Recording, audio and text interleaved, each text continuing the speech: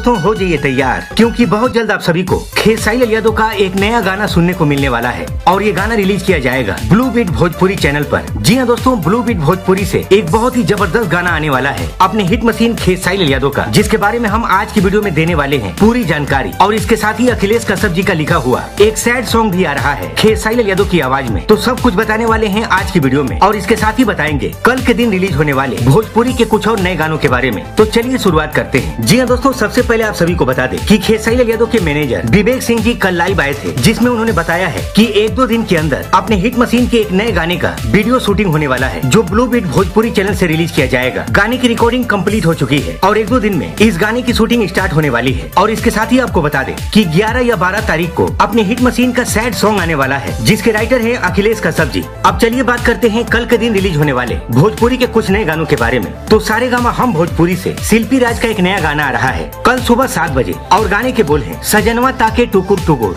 इसके साथ ही world wide records Bhojpuri पर कल सुबह 6 बजे अरविंद अकेला कल्लू और शिल्पी राज का एक बवाल गाना आ रहा है, और गाने के बोल हैं आज एकरा पर काल ओकरा पर, जिसमें माही श्रीवास्तव दिखाई देंगी। और कल सुबह 6:30 बजे एंजल म्यूजिक से अंतरा सिंह प्रियंका का एक नया गाना रिलीज होगा, जिस गाने के बोल हैं धोड़िया में सीसी कैमरा। तो इसी के साथ मिलते हैं अगली वीडियो में, तब तक के लिए जय हिंद जय भोजपुरी।